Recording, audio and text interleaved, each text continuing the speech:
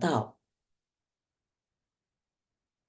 全体金丝弟子，诚愿上人法体安康，法轮常转，常住世间，无量寿福。向佛菩萨及上人行三问讯礼。问讯，再问讯，三问讯。感恩师兄师姐，请坐。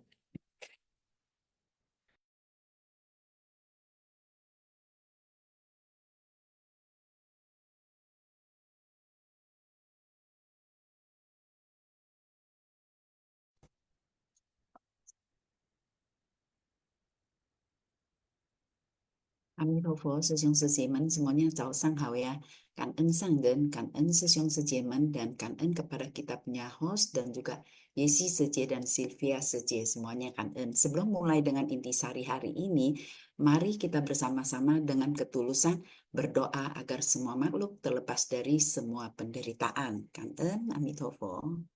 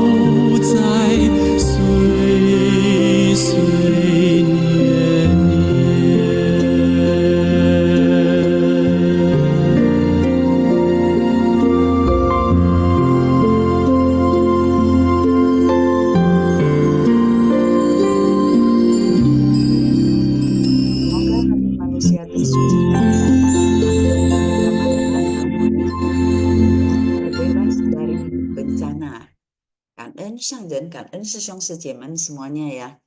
Kita sungguh penuh berkah ya, Puspa lihat hari ini yang ikut di dalam Xinhua Xiang ada 238 orang. 238 orang ini sebenarnya kita semuanya penuh berkah sekali ya, dapat mendengarkan Dharma ya. Kalau kita biasanya dengar Xinhua Xiang ataupun cerita dari kisah Master, cerita kisah dari Sang Buddha yang kisah nyata ini, sebenarnya kita sangat kangen. Ini bukan suatu hanya cerita aja ya, sebenarnya adalah kisah masa Sang Buddha yang sebenarnya udah dijalankan ya. Bagaimana Sang Buddha juga menjalin jodoh baik dengan semua makhluk ya. Nah, Sesong Sejie nanti juga bisa ya sharing sama-sama ya. Karena kita di sini sama-sama belajar.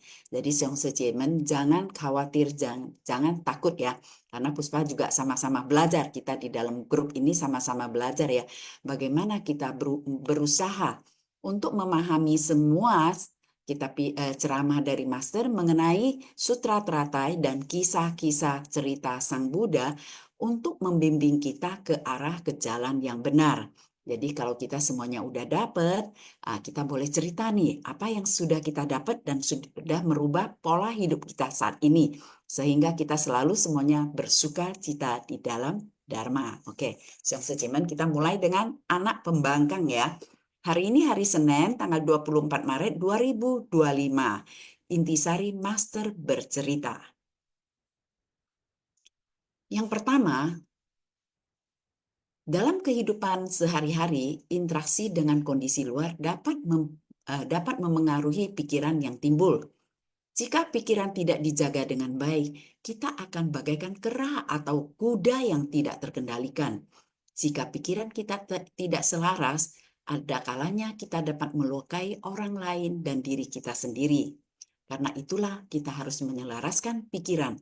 Selain menyelaraskan pikiran, kita juga harus belajar untuk menjaga pikiran. Mungkin poin pertama ini sejang sejemen, kita sama-sama renungkan ya. Puspa kadang-kadang suka ya, merenungkan kata-kata dari ceramah Master ya. Pikiran ini memang sangat-sangat menakutkan ya, karena pikiran adalah pelopor utama. Apa yang kita pikir, kalau memang hal yang baik tidak apa, tapi kalau hal yang tidak baik itu sungguh sangat menakutkan ya, akan menimbulkan karma yang tidak baik. Jadi lewat pikiran kita sudah bisa menimbulkan karma baik dan tidak baik.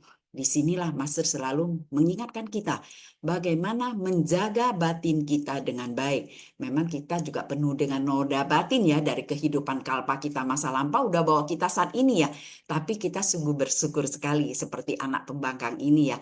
Kita berjodoh dengan Buddha Dharma, berjodoh dengan guru yang sangat bijaksana, membimbing kita ke jalan yang kebenaran sejati ini, kembali ke jalan yang baik ya.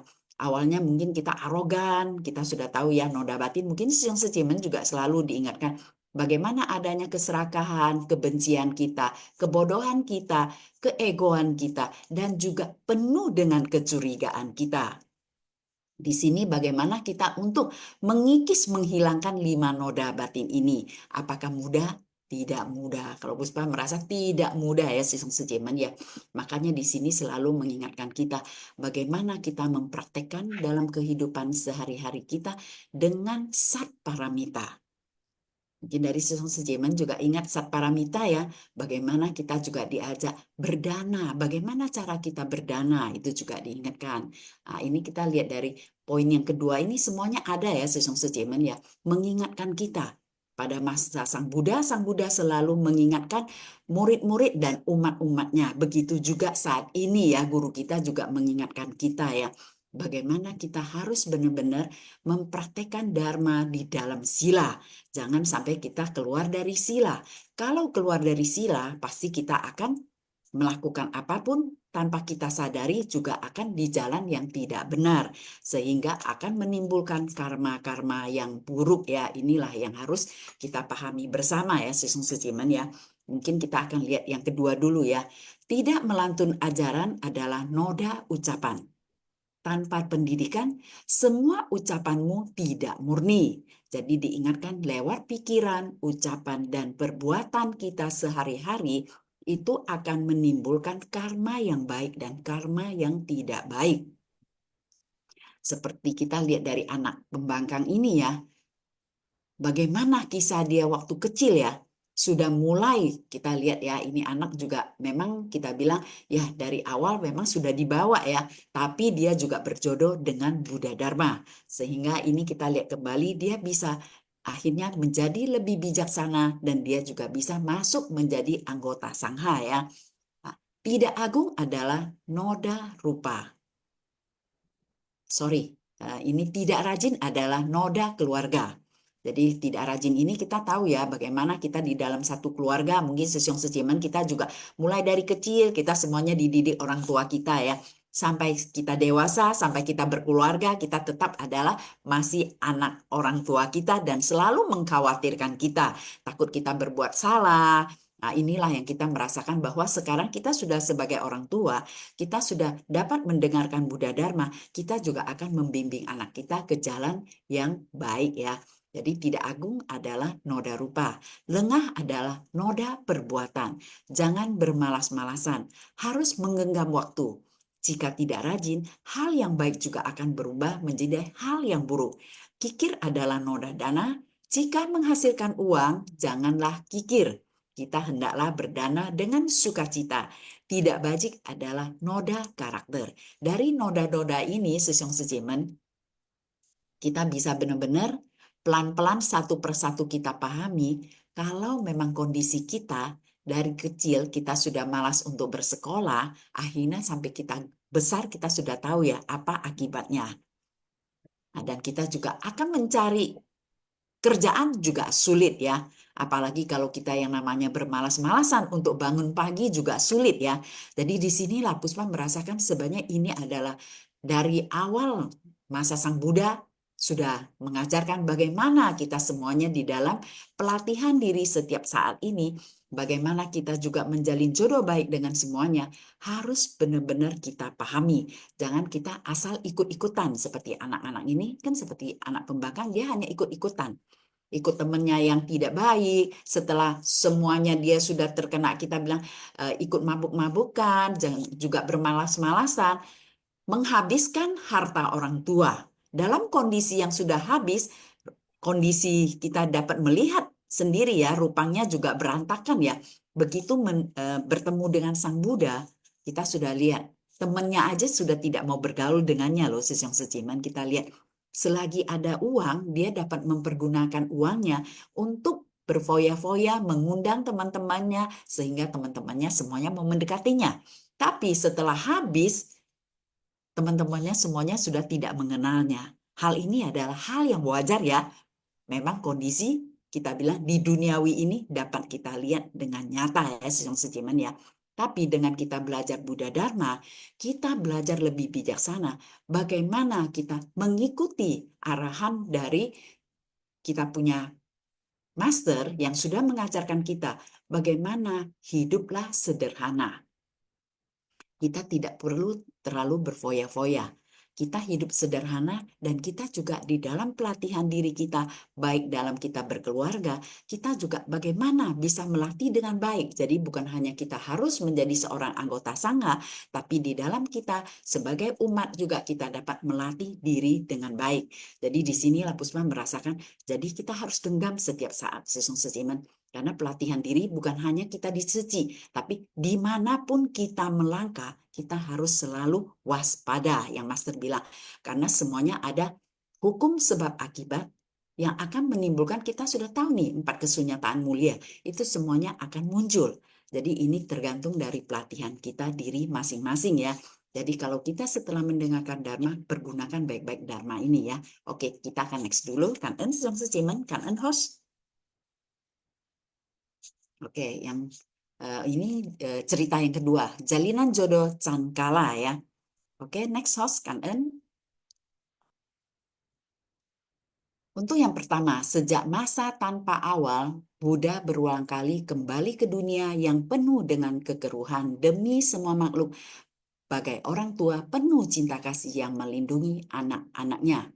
Sejak masa tanpa awal, Buddha berulang kali kembali ke dunia saha demi membimbing semua makhluk karena tidak tega pada semua makhluk. Agar jiwa kebijaksanaan semua makhluk bertumbuh, Buddha berulang kali kembali ke dunia ini.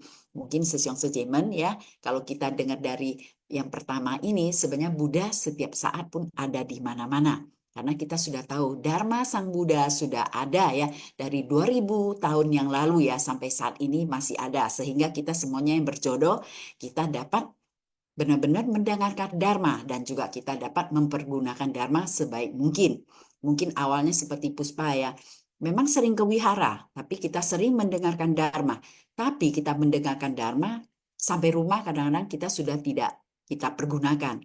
Karena di dalam kondisi ini memang merasakan sekali ya setelah masuk ke pintu Dharma Seji, merasakan bahwa Dharma yang kita dengar sebenarnya dapat kita langsung praktekkan di dalam kondisi kita di Seji. Awal kita di Seji ya, Sesong Sejiman ya.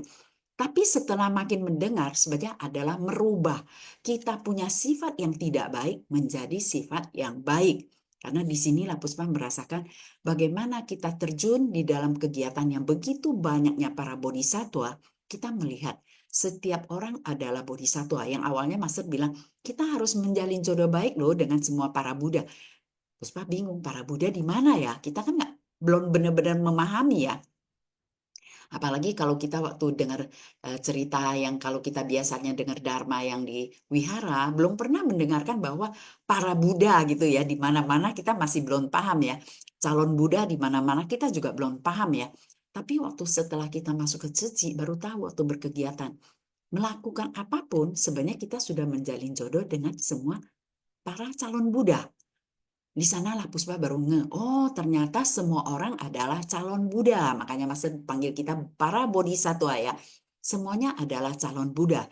Jadi kalau kita melakukan kegiatan besar itu, Sesyong Sejimen, jangan kita di rumah, tapi kita harus genggam kesempatan untuk keluar. Karena itulah kesempatan kita bisa menjalin jodoh yang baik dengan semua para bodhisattva yang hadir di dalam persamuan kita. Seperti Hari Waisak, atau kita pokoknya adakan kegiatan yang besar, kita menjamu semua para bodhisattva yang dari luar untuk masuk ke pintu Dharma kita, itu kita sudah mulai menjalin jodoh dengan mereka. Itu ribuan ya, Sesong Sejiman ya. Itu ribuan adalah harus kita genggam. Karena tidak mungkin kan kita kalau setiap hari jalan ke setiap orang punya rumah sampai ribuan. Tidak mungkin kan menjalin jodoh dengan hal begitu. Tapi mereka semuanya sudah datang loh ke rumah kita. Jadi kita bagaimana untuk depan mereka, ciautai mereka dengan baik ya. Nah inilah Puspa baru tersadarkan. Oh inilah yang Master bilang. Kita harus menjalin jodoh yang baik dengan semua makhluk lagi loh. Sesong Sejeman. Awalnya Puspa hanya merasakan, oh semuanya. Ternyata semua makhluk juga adalah calon Buddha. Jangan Sesong Sejem melihat semua makhluk ada kecil ya. Mereka juga adalah karena kondisi-kondisi yang terkondisi. Mereka sudah melakukan hal yang tidak baik. Mereka terlahir di alam yang rendah. Tapi suatu saat mereka tetap akan kembali ke alam yang lebih baik lagi. Jadi kita jangan meremehkan mereka ya, Sesong Sejeman ya. Waktu menjalin jodoh baik dengan semuanya ini, teringat dalam Xinhua yang kita rata-rata ya, Buddha juga akan menjadi seorang Buddha, dia harus menjalin jodoh baik dengan semua makhluk. Kenapa ada kisah-kisah Buddha, bagaimana kisah Buddha ke neraka, kisah Buddha menjadi rajanya si Raja Rusa atau apa-apa, semuanya ya. Itulah Sang Buddha sudah menjalin jodoh baik di dalam kondisi alam yang berbeda-beda. Sedangkan kita baru di alam manusia ya, Sesong Sejeman ya. Jadi Puspa merasakan genggamlah kesempatan kita selagi tubuh kita ini sehat dan memiliki tubuh sebagai manusia. Bagaimana kita menjalin jodoh baik dengan semua makhluk. Jangan kita sia-siakan waktunya. Karena kalau Puspa merasakan kondisi ini justru harus kita dengan ketekunan, dengan ketulusan ikrar kita yang kuat. Sehingga berikutnya kita masih bisa terlahir sebagai manusia. Apalagi kita lihat kisah-kisah ini ya.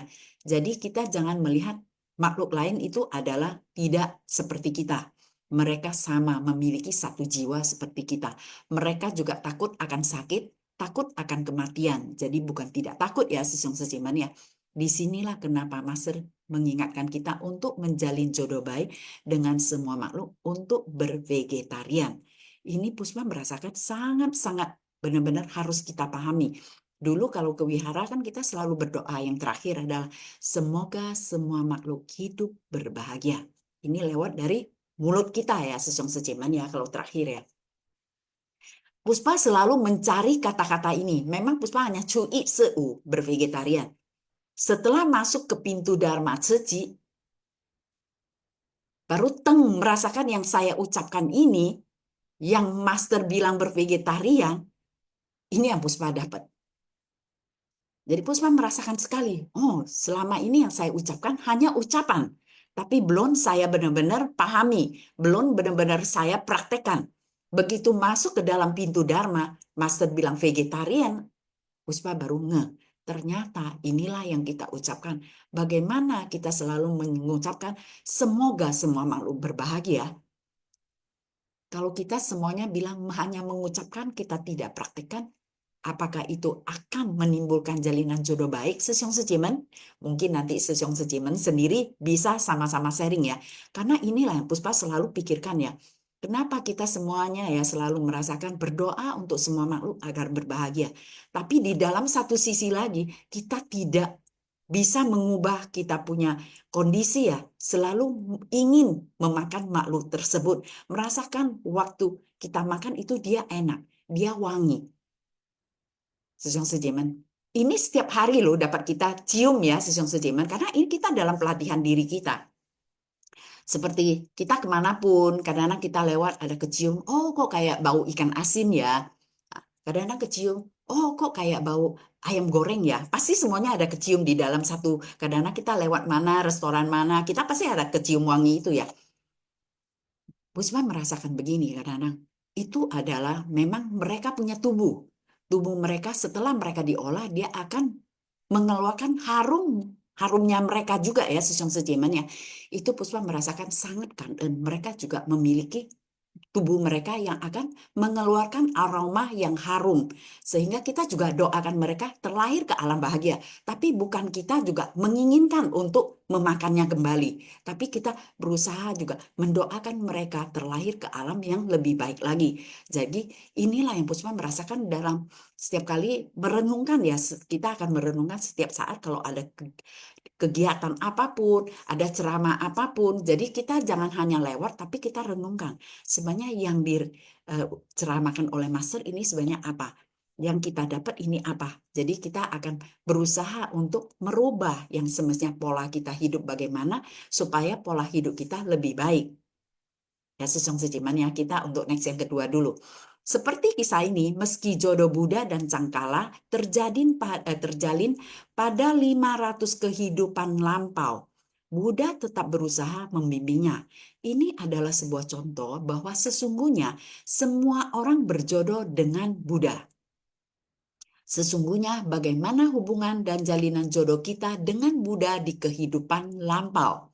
Saat melihat Buddha dan mendengarkan Dharma, kita dipenuhi sukacita.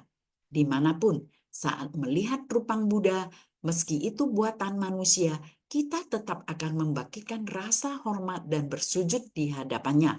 Saat mendengarkan Dharma, kita juga menerimanya dengan penuh sukacita, serta meyakini dan mempraktekannya. Ini karena adanya jalinan jodoh baik. Jadi yang kedua ini mengingatkan kita kembali, apapun yang kita lakukan harus hati-hati. Karena ini kehidupan sampai 500 kehidupan loh, Sesyong Sejemen. Kita lihat ya, ini sangat menakutkan ya. Jadi inilah yang kita harus pahami. Bukan hanya dalam satu kehidupan, kalau kita sudah melakukan kesalahan, penderitaan yang harus kita hadapi begitu panjangnya. Bukan hanya saat ini, tapi di dalam setiap kehidupan kita akan ketemu. Tapi Puspa merasakan sungguh bersyukur. Kita sekarang sudah semuanya berjodoh dengan Buddha Dharma. Mendengarkan Dharma, kita bisa memutuskan kondisi saat ini bagaimana kita untuk menjalin jodoh baik dengan semuanya.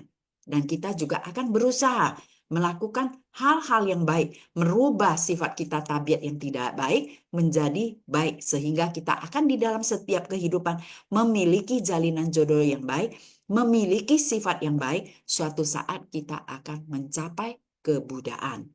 Memang mencapai kebudaan tidak mudah, Sesyong Sejemen.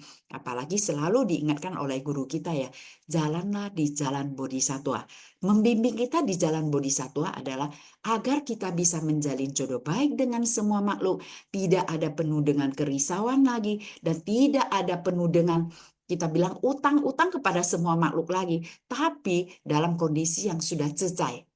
Jadi kita sudah tidak ada, kita merasa bahwa saya dengan dia tidak happy atau apa, semuanya dalam kondisi yang sudah tenang batin kita, sudah jernih, maka kita akan mencapai kebudaan. Itu tidak mudah ya, Sesong Sejemen ya. Karena di dalam gudang kesadaran kita saat ini penuh dengan kondisi masa lampau kita masih di dalam gudang kesadaran kita. Jadi ada yang baik dan tidak baik.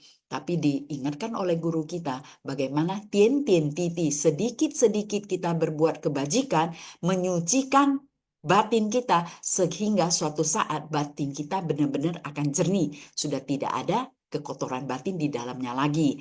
Jadi kita harus yayu ya, saling mendukung ya, Sesong Sejemen ya. Jalan ini memang tidak mudah, tapi dengan satu tekad kuat dan ikrar yang tulus semuanya, pasti kita bisa menjalaninya dengan baik. Nanti Sesong Sejemen dapat sharing selama ini perubahan dari Sesong Sejemen. Kita lihat kisah-kisah nyata kita ya. Mungkin dari Sesong Sejemen lihat di ITV. Ya, kita punya relawan yang di Taiwan, relawan yang dimanapun ya, itu bukan hanya cerita, tapi itu kisah nyata mereka. Bagaimana kehidupan mereka yang awalnya begitu menderita, yang penuh dengan noda batin, setelah mendengarkan dharma dari master, mereka bisa merubah sifat-sifat mereka yang tidak baik menjadi baik, bisa membuat keluarga yang tidak bahagia menjadi bahagia.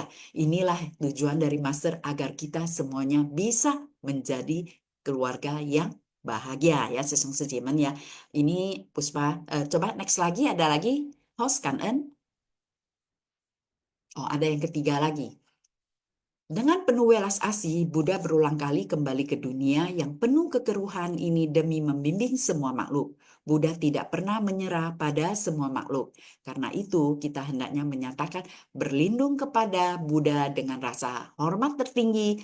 Kita hendaknya memahami ajaran jalan agung dan bertekad untuk mencapai kebudaan. Kita harus menyelami sutra dengan hati yang tertulus, baru bisa membina kebijaksanaan seluas samudera. Kita juga harus membangun tekad agung untuk membimbing semua makhluk tanpa rintangi oleh apapun. Demikianlah hati Buddha. Mungkin Sesong Sejemen ya, kita di sini kan dapat ya dari yang sudah menjadi murid master ya. Jadi ada diingatkan juga ya, bagaimana kita juga master mendapatkan 6 kata dari Sukong ya dari gurunya master ya. Jadi demi semua makhluk dan demi ajaran Buddha ya. Jadi di sini Sesong Sejemen, ajaran Buddha adalah ajaran yang universal, yaitu cinta kasih yang universal, welas asih yang universal.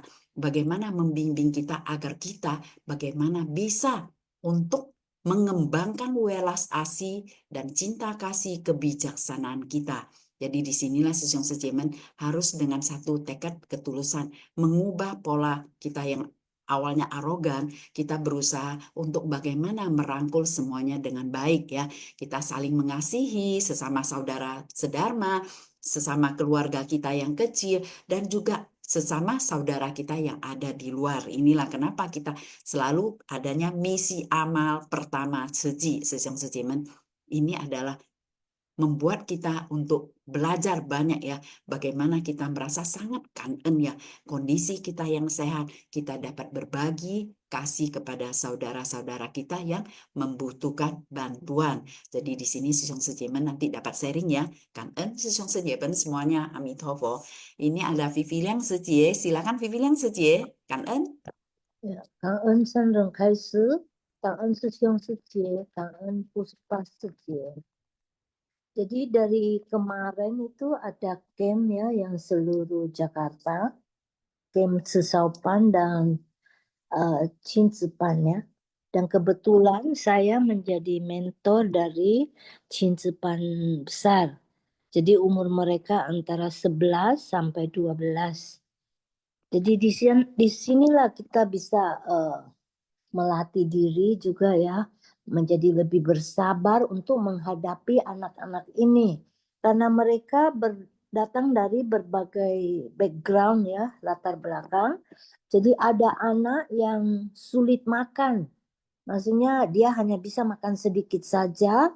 dan dia tidak bisa menghabiskan. Dari sanalah kita mengajarkan mereka bahwa harusnya makanan itu diambil secukupnya dulu. Nanti sudah habis baru ditambah. Jadi nggak bisa makanan itu dibuang-buang karena di tempat lain ya, misalnya di Afrika itu sangat banyak orang yang nggak punya makanan, yang mereka hanya makan tanah liat ya, yang dibuat kue, tapi ternyata yang tidak bergizi. Dan juga kebetulan ada satu anak, dia itu anak tunggal ya di keluarganya. Jadi saat dia datang, dia itu sangatlah, maksudnya belum bisa bergaul dengan teman yang satu grup. Jadi dia selalu mencari teman lainnya di grup lainnya. Dan saat disuruh anak-anak harus membuat bunga dan kartu ucapan untuk orang tuanya.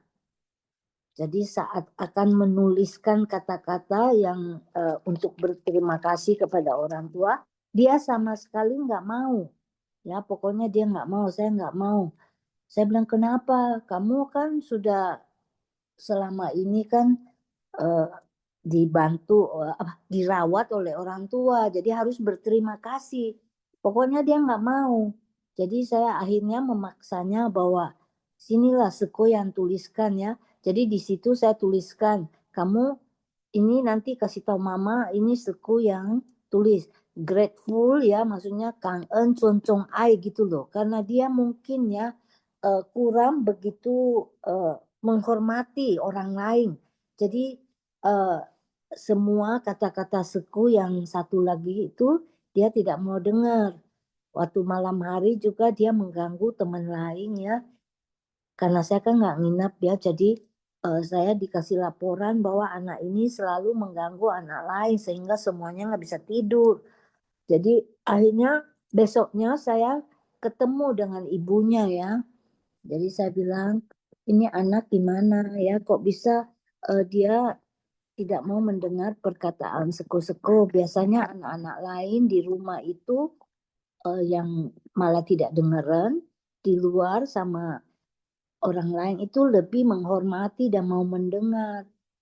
Dia bilang, saya di rumah ini didengar kok sama saya.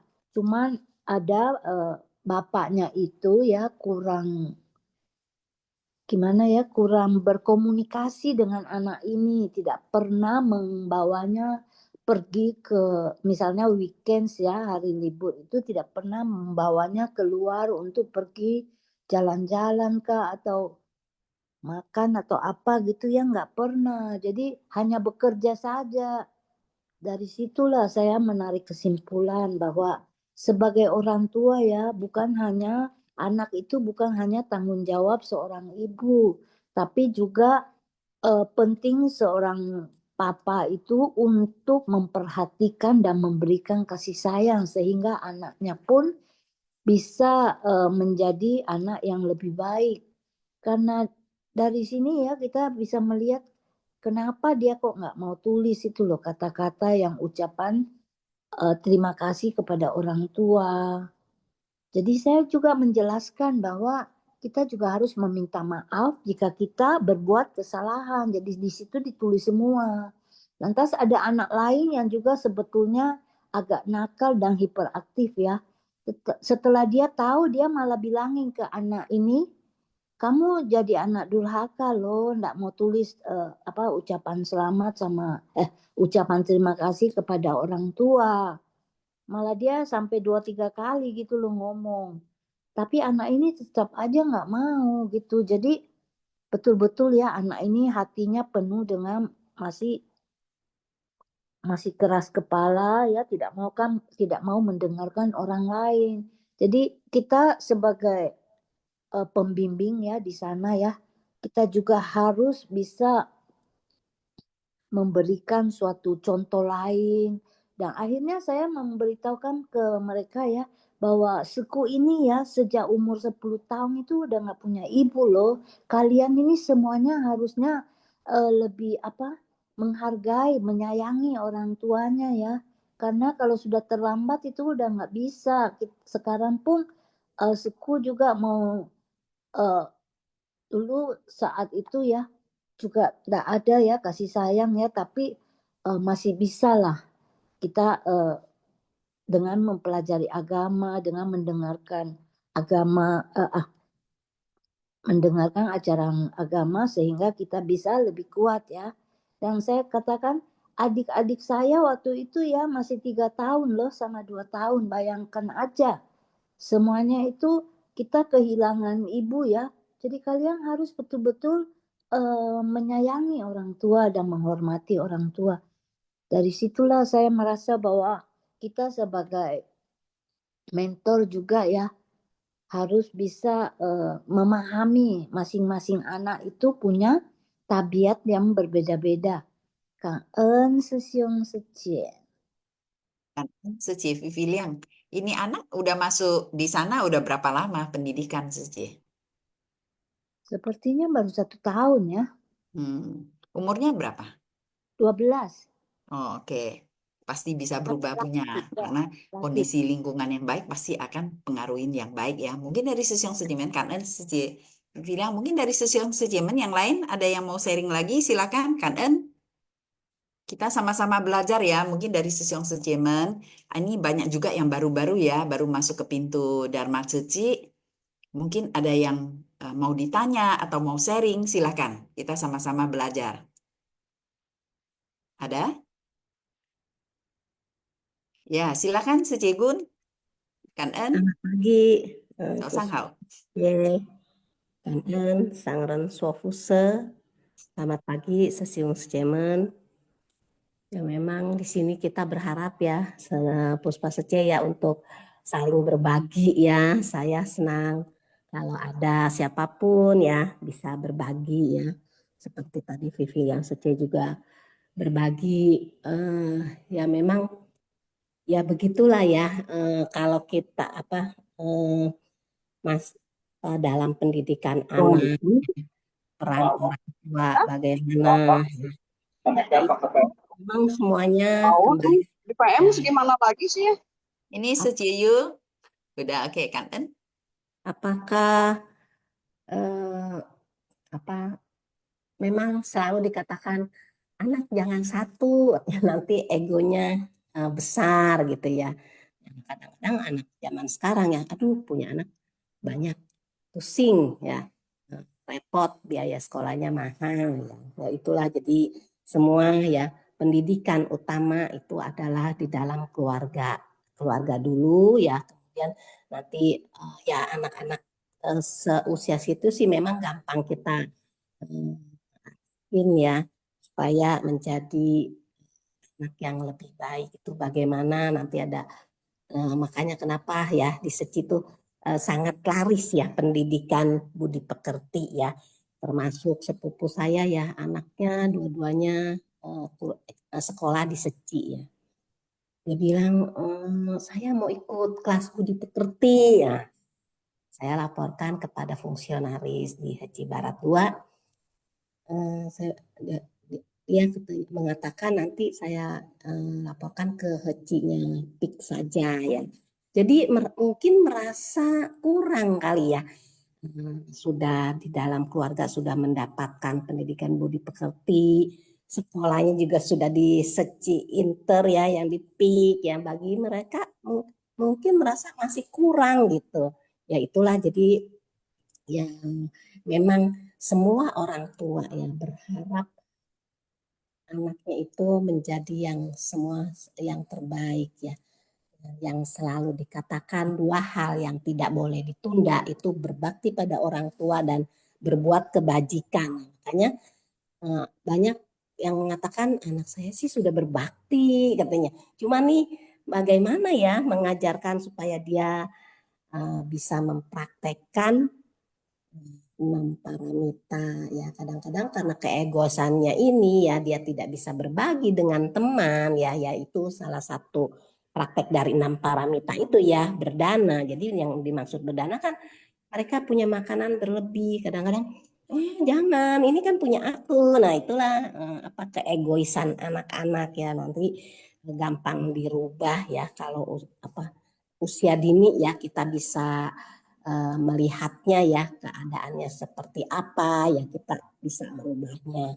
Makanya di sini juga kita tadi telah sama-sama menyimak ya anak pembangkang ya akhirnya ya dia bisa menjadi ikut ya ikut menjadi murid Buddha, meninggalkan keduniawian ya semua pasti akan bisa ya tersadarkan ya kalau kita mau membimbing ya kita mau memberikan pengajaran-pengajaran ya ajaran-ajaran kebenaran ya dharma sejati ya dharma yang benar ya nanti semua bisa dirubah ya. Nah itulah mengapa ya kita ya khususnya kita sebagai orang tua pikiran kita ini jangan seperti kera ya, jangan seperti kuda ya, yang selalu tidak terkendali ya. Begitu melihat sesuatu ya, begitu melihat objek berhadapan dengan orang, dengan benda, dengan masalah ya, langsung bergejolak ya. Memang itu ya semua ya termasuk saya ya. Makanya kenapa kita mau belajar? Oh, saya mau belajar. Dulu sifat-sifat saya jelek sekali ya. Sedikit-sedikit. Orangnya seperti itu ya. Saya kesel banget. Saya sebel banget gitu ya.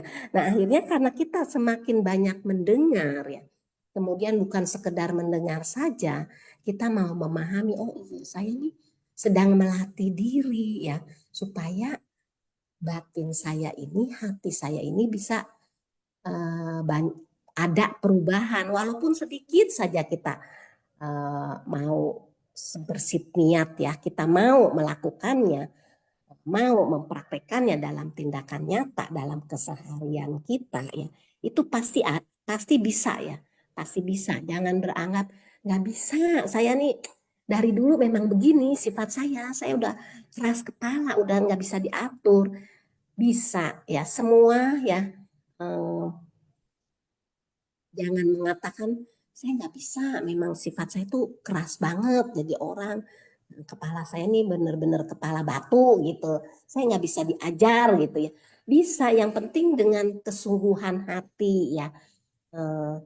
Apa sih sebetulnya yang ingin menenangkan batin, ingin menenangkan hati dan pikiran, bagaimana sih caranya? Nah bisa kalau kita tekun ya, kita ada semangat ya, kemudian kita bersungguh-sungguh mendengarkannya, kemudian kita memahami, kita merenungkan apa sih sebetulnya kata-kata ini.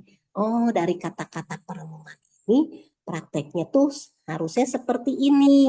Ya, akhirnya secara otomatis itu sedikit-sedikit ya, walaupun mungkin nggak instan ya, tapi sedikit-sedikit bisa kita kikis ya.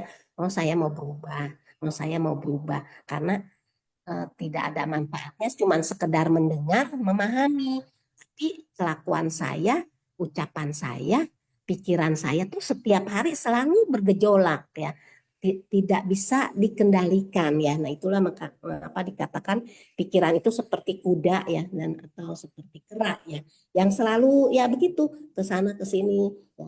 Lagi mendengarkan dharma ya dengan penuh sukacita, tiba-tiba pikiran langsung teng ya ke dalam ke arah sesuatu ya.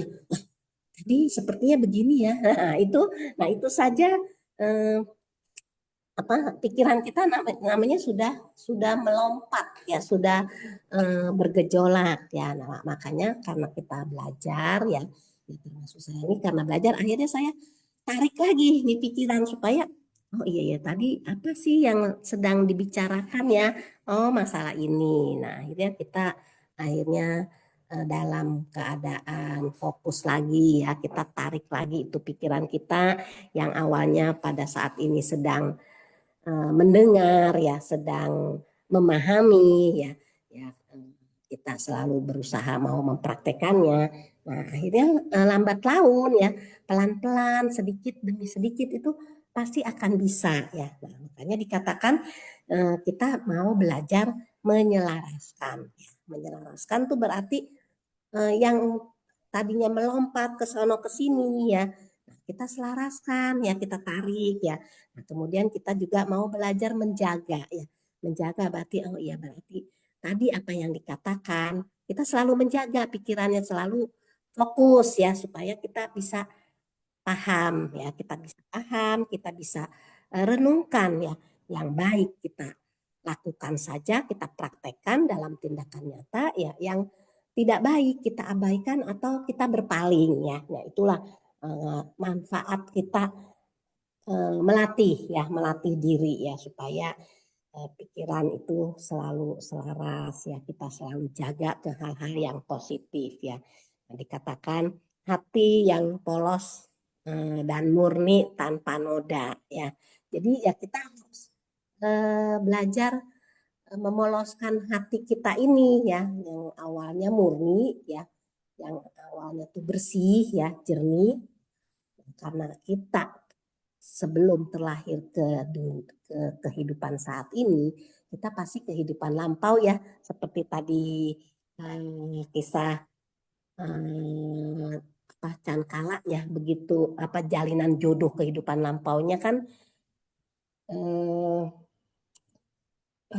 orang yang sangat miskin ya, terus kikir ya, sehingga 500 kehidupan itu terbawa ya pada kehidupan saat ini. Nah, begitu juga kita ya, begitu juga saya ya. Kehidupan lampau saya itu seperti apa, saya tidak tahu. Yang penting pada kehidupan saat ini nih, saya nih seperti ini. Oh, saya ada jalinan jodoh nih, bisa mendengarkan dharma. Oh, saya manfaatkanlah supaya kehidupan berikutnya saya ini sudah menyimpan ya banyak kebajikan-kebajikan ya. Kita nggak usah pikirkan kebajikan yang saya sudah perbuat begitu banyak kok nggak berbuah-berbuah ya saat ini. Tidak usah dipikirkan lagi karena itu dengan sendirinya pikiran kita akhirnya ya selalu melompat-lompat ya seperti kera dan kuda itu ya. Makanya kenapa kita harus jaga, kenapa kita harus selaraskan ya sudah. Jadi kehidupan saat ini kita genggam baik-baik ya dengan selalu berbakti pada orang tua dan berbuat kebajikan. Bagaimana caranya? Ya kita harus selalu mendengar Buddha Dharma, ajaran kebenaran ya, prinsip kebenaran. Jangan dharma yang keruh yang kita praktekkan, tapi dharma yang benar, dharma yang sejati, ajaran yang tunggal. Kita menapaki jalan bodhisattva ini sangat panjang ya, sangat luas. Ya, kita harus selalu tekun ya, kita harus selalu semangat, jangan bermalas-malasan ya. Itulah selalu bersungguh hati ya. Master selalu mengatakan kalau kita ada kesungguhan hati ya, pasti kita walaupun awalnya nggak bisa ya, nggak ngerti ya, saya juga apa sih ini maksudnya ya, ya saya mau berusaha dengan kesungguhan hati. Oh, akhirnya begini, ada kata-kata yang nggak paham, kita nggak paham ya, saya nggak paham ini maksudnya apa ya, saya nggak ngerti gitu. Perahu cinta kasih apa perahu las asih sih yang saya mau pakai buat menyeberang gitu ya. Perahu cinta kasih ya yang kita pakai untuk menyeberang ke pantai bahagia sana. Ya semua adalah proses, kita setiap hari selalu mau belajar ya supaya nanti apa yang kita praktekkan, apa yang kita dengar setiap hari ya bisa menyeberangkan kita ke pantai bahagia menuju suatu pembebasan ya. Itu saja ya Puspa Seceh yang bisa saya sampaikan. Kan Puspa Seceh, kan Sesiung Secemen. Ya, Sejegun. Mungkin dari Sesiung Sejemen yang lain ini siapa ya? Pluit Indah Seje ya. Silakan Ci Indah. Kan Oh, saya ya, Seceh. Oh ya, Sendana Sesiong. Silakan Sesiong kan Ya, 感恩呢，Seceh Puspawati, 感恩师兄师姐，感恩上人. Jadi, ya saya ingin sharing ya mengenai di Anggutara Nikaya kelompok 5 ya. Di situ ada dibahas mengenai Piya ya, Piya Sutta. Piya itu adalah menyenangkan Suta itu adalah pengetahuan ya. Ya, saya yakin Sesiong Sece di sini semuanya ingin bahagia, ingin hidupnya menyenangkan, tidak ada yang ingin hidupnya menderita ya. Jadi di sana juga ya Sang Buddha ada jelaskan ya 5 hal yang bisa membuat hidup kita ini menyenangkan loh, Sesiong Sece. Apa aja itu? Ya, yang pertama tentunya kita sudah tahu ya, yaitu menaati sila ya. Jadi ya sila itu ya tidak membunuh, tidak mencuri, tidak berasusila, tidak berbohong dan tidak bermabuk-mabukan. Ya di sini kelihatannya sepele ya, tidak berbohong gitu. Tapi pada saat zaman Sang Buddha ada cerita bahwa Ratu Malika ini adalah permaisuri dari Raja Pasenadi ya. Ketika itu beliau banyak sekali melakukan kebaikan. Namun dia pernah ya berbohong gitu. Hal kecil terhadap Raja Pasenadi. Dan itu diingat terus. Nah pas waktu meninggal, beliau itu terakhir ya di alam neraka gitu. Ya walaupun nggak lama ya, cuma 7 hari. Tapi itulah ya mengerikannya ya. Jika kita berbohong itu terhadap hal kecil, itu ya bisa berdampak juga menderita di alam penderitaan. Jadi ya jangan meremehkan Sesiong Sece. Ya ini juga mengingatkan kita ya, jika misalnya di Yayasan Buddha Suci ada seorang Sece ya, yang selalu menaati sila. Wah itu loh, Sece ini menaati sila, dipuji-puji. Kemudian Sece itu mendengar, wah rambutnya langsung berdiri ya. Waduh, senang hatiku dipuji. Demikian juga ya, jika Sece itu silanya nggak bagus, digosipin, wah malu dia. Pakai masker, pakai kerudung, pakai apa misalnya. Tutupin mukanya malu, karena malu. Nah jadi sila itulah yang membuat seseorang itu mulia atau terhina. Nah kemudian itu juga ya, yang sila kelima, ya ada yang bilang, ya nggak apa-apa lah Sesiong, ini saya minum sedikit gitu, nggak sampai mabuk. Ya hati-hati loh, jika kita minum sedikit sampai kebablasan, mabuk, itu rentetan berdampak kepada sila-sila yang lain itu pelanggarannya ya sangat mungkin terjadi ya. Jadi dari yang minum mabuk nanti ya marah-marahan ya, bertengkar, bahkan berkelahi dan sebagainya, itu bahaya sekali. Ya makanya pelanggaran sila itu sangat tidak dianjurkan. Jadi ya itulah yang pertama, poin pertama. Jadi poin kedua adalah bahu suta ya. Bahu itu artinya luas. Suta itu artinya berpengetahuan. Ya, Sesiong Sece. Di sini juga penting ya untuk seseorang mengasah terus ya, memiliki pengetahuan yang luas gitu. Jangan sia-siakan waktu kita hanya melakukan rutinitas yang ada, tapi sisihkanlah waktu yang ada, walaupun sedikit untuk membaca, belajar ya. Ya memang kita tahu ya, belajar itu tidak menyenangkan, tetapi punya pengetahuan yang luas itu menyenangkan loh. Kira-kira kalau kita bergaul, enakannya mana Sesiong Sece? Orang yang pikirannya, pengetahuannya sempit sedikit atau pengetahuan yang luas? Tentu ya, orang yang memiliki pengetahuan luas itu, dia enak diajak bergaul, tidak mudah tersinggung ya. Dan bahkan ketika kita punya pengetahuan luas, pada saat kita udah tua, pensiun, orang pun masih mencari kita karena kita punya pengetahuan yang luas. Ya inilah pentingnya.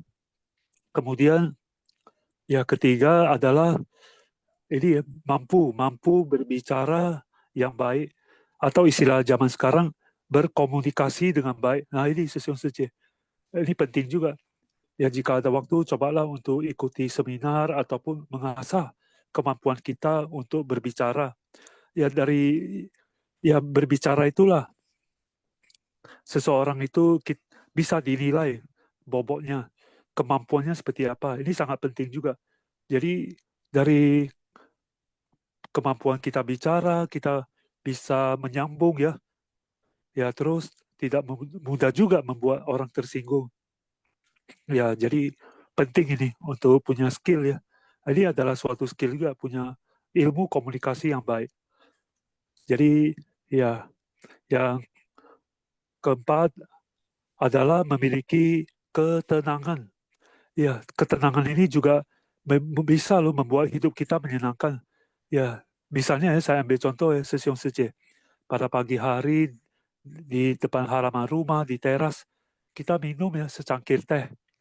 Walaupun di hari yang hangat, kita minum secangkir teh aja, tapi bisa membuat ya hati kita ini tenang ya. Walaupun itu teh hijau ya, tanpa gula. Tapi karena hati tenang, damai, membuat suasana hati kita juga menyenangkan ya. Jadi tenang itu juga bisa membuat segala sesuatunya berjalan lancar, bisa bekerja dengan fokus, bisa belajar, ya, bisa bergaul dan sebagainya. Karena memiliki ketenangan, ya ketenangan itulah yang membuat hidup kita ini menyenangkan ya. Yang seperti kata Master juga ya, bukan banyak uang yang membawa kebahagiaan. Ya namun ya, rasa tak bersalah inilah yang membawa pada ketenangan. Ya jadi tenang ini sangat penting. Dan terakhir adalah memiliki panya ya, kebijaksanaan. Jadi dengan memiliki kebijaksanaan dari belajar dhamma, merenungkan, kemudian punya pisau pandangan terang, sehingga bisa memotong ya rumput-rumput kotoran batin ya, kilesa gitu. Mulai dari yang paling kasar ya witakama kilesa, yang sedang, pariyutana kilesa, sampai yang halus ya, yang tertidur gitu. Ayu sana kilesa, sehingga ya kita semuanya ya mencapailah ini kedamaian abadi. Karena saja. An Sesiong Candana ya. Sesiong Sejaman mungkin semuanya sudah dapat ya. Nah, sebenarnya inilah yang selalu diingatkan oleh guru kita ya. Bagaimana pelatihan diri kita setiap saat ya. Jangan kita melanggar sila. Kita berusaha jangan melanggar sila. Karena satu sila aja kita bilang sudah ada 5 pelindung ya Sesiong Sejaman kalau kita mentaatinya. Kalau sudah 5 sila ada 25 pelindung. Pelindung dharma kita. Jadi kita harus selalu mengingat melakukan apapun selalu di dalam sila. Kan En ya, Sesiong Cendana. Mungkin ada Linda Secie, silakan C Linda, Kan En. Ada Secie Linda? Sao Sang Hao? Host bisa tolong lihat apakah Secie Linda keluar atau bagaimana? Oh, masih ada Secie Batam Masih ya? Linda. Oh ya, Secie Linda. Secie Linda mungkin mau sharing, silakan C Linda.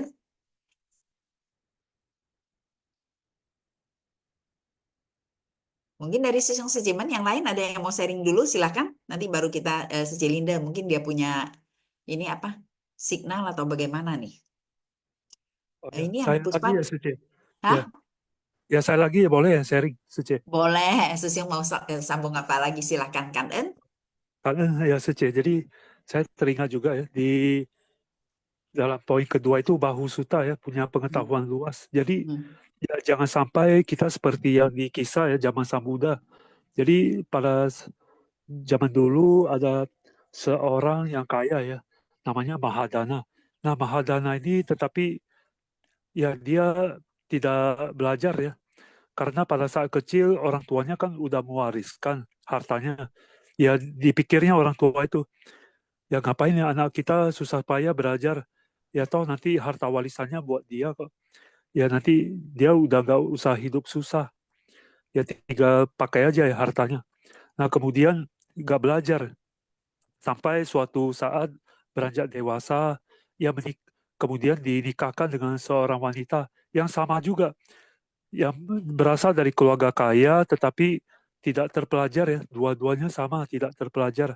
Nah ini kemudian ya karena tidak terpelajar, suatu hari bertemu dengan seseorang ya, dan orang itu berbicara kepada temannya, ini Mahadana punya banyak harta, ayo kita pikirkan caranya menguras gitu hartanya. Nah kemudian Mahadana yang semula tidak bisa minum alkohol, pelan-pelan mulai mengenali ya minum alkohol. Semula Mahadana yang tidak bisa judi, jadi tahu berjudi.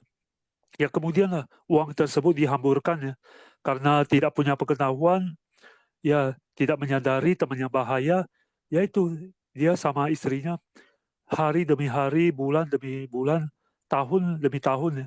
Tetapi itulah karena tidak punya pengetahuan, maka harta warisan sebanyak apapun tidak bisa bertahan sampai satu kehidupan. Ya demikian, makanya ketika Sang Buddha melihat Mahadana ini, beliau bilang ya pada saat masa pertama ya, masa muda, jika Mahadana bijaksana mengelola kekayaannya, maka dia menjadi orang nomor satu loh kayanya di Sawati. Atau di Parubaya ketika dia berjuang, ya maka dia menjadi orang nomor kaya ketiga di Sawati. Atau masa tuanya lah, pada saat dia mau berusaha keras mengelola kekayaan yang masih ada, dia menjadi orang nomor tiga di Sawati. Tetapi semuanya tinggallah cerita. Jadi ya itulah, maka Mahadana seperti Bangau Tua ya, merana di tepi kolam yang tidak ada ikannya. Ya sungguh menyedihkan. Jadi harus kita punya pengetahuan ya. Di sini penting. Karena saja. Ya, Sesiong Cendana, mungkin dari Sesiong Sejimen sebentar ya, Sesiong Husen ya. Puspa juga merasa mendapatkan ini ya, sebenarnya pewaris baik yang terbaik untuk kita punya pewaris adalah bagaimana kita membimbing mereka ke jalan kebenaran ya. Mungkin di sini ada 246 punya Sesiong Sejimen ya. Mungkin kita semuanya yang sudah memiliki keluarga, anak-anak, boleh mereka diajak ikut berkegiatan kita juga. Apalagi kalau yang sudah kuliah ya, diajak untuk ikut jadi cecing ya, Sesiong Sejimen ya, karena kita merasa mereka juga bisa masuk ke pintu Dharma dan mereka juga bisa belajar, sehingga lingkungan yang baik pasti akan mempengaruhi mereka dalam kondisi yang baik ya. Mulai belajar bagaimana melatih dari pikiran, ucapan, dan perbuatan juga. Ini sangat penting ya, mungkin Sesiong Sejimen usahakan anak kita bimbing yang baik, sehingga kita juga kalau sudah tua kita juga merasakan sangat kangen mereka juga bisa di jalan yang baik ya. Inilah kalau memang ada kegiatan boleh dibawa anak-anak supaya mereka juga memahami sebenarnya orang tuanya lagi melakukan apa, sehingga mereka juga dapat belajar banyak dan juga mendengar banyak, sehingga mereka juga bisa menjalankan dengan baik ya kan. Kita lanjut dengan Sejie Linda dulu ya. Sudah itu Sesiong Husen ya, Sesiong kan. Ya, silakan Cilinda. Pagi Chào sáng chị. hảo. Besar. Cảm ơn. Chào sáng. Cảm ơn sư chị. Cảm Cảm ơn ơn sang人 sama-sama. 说，感恩上人说故事bagi semua sisang seje. 感恩 semua sisang seje yang telah sharing ya. Jadi hari ini tentang anak pembangkang. Jadi memang saya merasa dalam sila ini ya, 5 sila ini yang dengan ucapan yang benar ya. Jadi tidak melakukan ucapan yang bohong. Jadi ini juga untuk melatih kita ya, untuk melatih kita gimana kita dalam kehidupan kita sehari-hari itu gimana kita cara untuk mengucapkan sesuatu, berkomunikasi ya. Jadi komunikasi ini di antara sesama ini saya merasa memang sangat penting ya. Karena komunikasi ini ya di antara sesama ini dia bisa menyampaikan suatu pengetahuan yang kita belum pernah dengar ya, belum pernah kita dapat ya. Jadi di antara komunikasi ini banyak yang kita dari tidak tahu ya, dari kita tidak tahu ya, kita bisa menjadi sedemikian ya yang kita dapat ya. Cuman sangat dikit ya. Ya, jadi di antara orang tua sama anak juga ya. Jadi mereka itu kalau tidak ada membangun suatu komunikasi yang baik, anak-anak kita itu tidak mungkin ya bisa mengetahui apa yang terjadi dia itu di luar ya, apa yang terjadi di luar, ketemu kondisi apa ya, ada kesulitan apa atau kesenangan apa, mereka tidak akan mau untuk berbagi pada orang tua.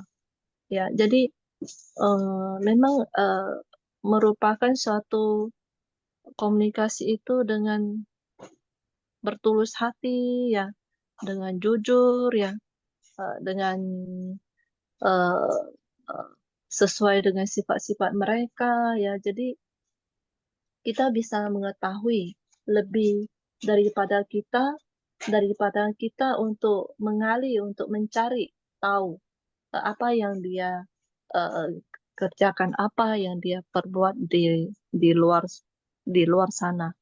Ya, jadi eh, baik itu keadaan kondisi baik yang menyenangkan atau yang tidak baik, yang tidak baik atau kurang baik atau terjadi uh, info-info yang mereka yang tidak menginginkan, mereka juga bisa untuk menyampaikan ke orang tua. Jadi ini merupakan suatu kepercayaan di antara sesama, keyakinan pada sesama.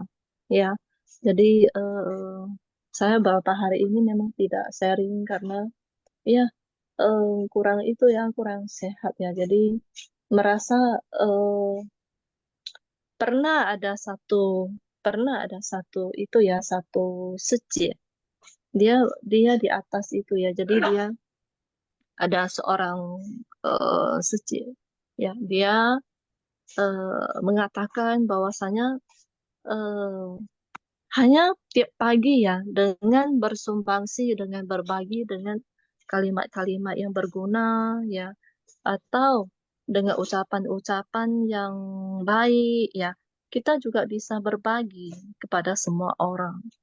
Jadi saya merasa sangat canku ya, karena saya dirinya merasa ya masih kurang kurang apa ya, masih kurang ya, masih banyak kekurangan ya.